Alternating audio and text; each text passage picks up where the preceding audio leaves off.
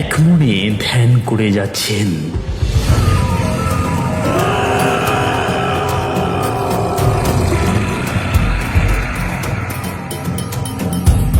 বাইরে তখন সন্ধ্যার আধার নেমে আসছে, আশপাশ অন্ধকারে ডুবতে শুরু করেছে।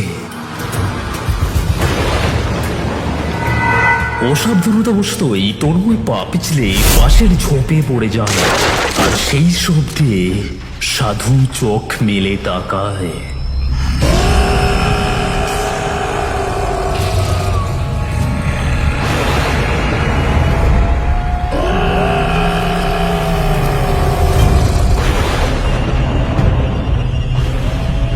আমি দ্রুত ছুটে গিয়ে গাছের পিছনে লুকিয়ে পড়ি।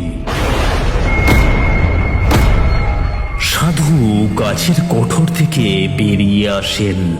সে কি ভয়ঙ্কর রূপ তার! তন্ময়কে লক্ষ্য করে সেদিকে এগিয়ে যেতে থাকে সে।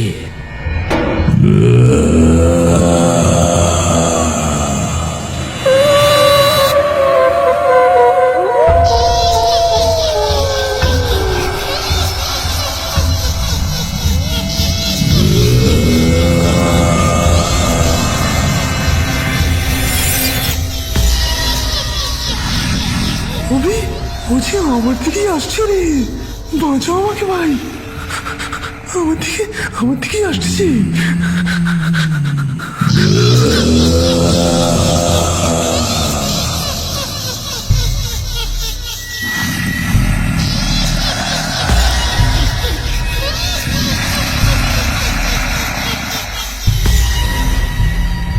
চারিদিকে ঝড় বৃষ্টি, হিমশীতল বাতাস শরীর কাঁপিয়ে দিচ্ছে, অথচ তন্ময়ের সারা শরীর ঘামে ভিজে গেছে। বুকের ভেতরটা ধুকধুক করছে অস্বাভাবিকভাবে। কি করবে, কোন দিকে যাবে, কিছুই মাথায় আসছে না। ঠিক তখনই আমার নিজের অজান্তেই হাতটা চলে গেল পকেটের ভেতর। আঙুলে ঠেকলো ঠান্ডা মতো ধাতব কিছু। বের করে দেখি একটা 1 টাকার কয়েন। কয়েনটা হাতে নিয়েই হঠাৎ মামার কথাগুলো মনে পড়ে গেল। এই নে, এই কয়েনটা রাখ তোর সাথে। এটা মন্ত্রপ্রুত কয়েন।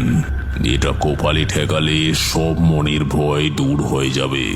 কথাগুলো মনে পড়তেই বুকের ভেতর অদ্ভুত একটা সাহস ফিরে এলো, আর এক মুহূর্ত দেরি না করে নিঃশব্দে পিছন দিক দিয়ে এগিয়ে গেলাম।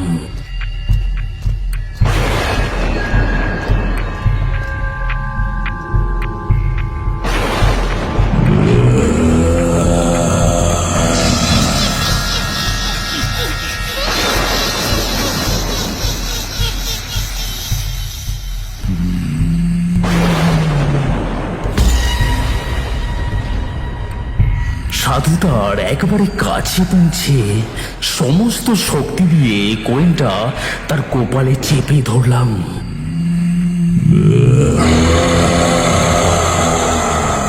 সঙ্গে সঙ্গে চারিপাশ কাঁপিয়ে এক বীভৎস আর্তনাদ ভেসে এলো।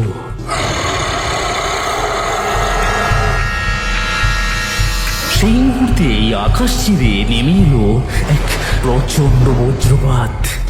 তারপর সব শান্ত হয়ে গেল। বৃষ্টি থেমে গেছে। গ্রামের ওপর থেকে কাল রাত্রির কালো মেঘ সরে গিয়ে চারপাশে নেমে এসেছে এক অদ্ভুত নীরবতা। সামনের বিশাল বটগাছটাও আগুনে পুড়ে ছাই হয়ে গেছে। আমরা দ্রুত মামার বাড়ি ফিরে গিয়ে মামাকে সব ঘটনা খুলে বললাম। সব শুনে মামা কিছুক্ষণ চুপ করে রইলেন। আমি বললাম, আর কোনো ভয় নেই মামা, ওই লোকটাই ধূপের গন্ধ ছড়িয়ে এই গ্রামেই তাদেরকে ডেকে আনতো, মৃতদেহ চুরি করত, আর রাতের অন্ধকারে গ্রামের উপর তাণ্ডব চালাতো। এখন সব শেষ হয়ে গেছে। মামা গভীরভাবে আমার দিকে তাকিয়ে মাথা নাড়লেন। সেদিনের পর আর কখনো সন্ধ্যায় গ্রামের কেউ ওই ধূপ জ্বালাতো না। তারপর থেকে এই রাতগুলো আগের মতো স্বাভাবিক হয়ে উঠেছিল।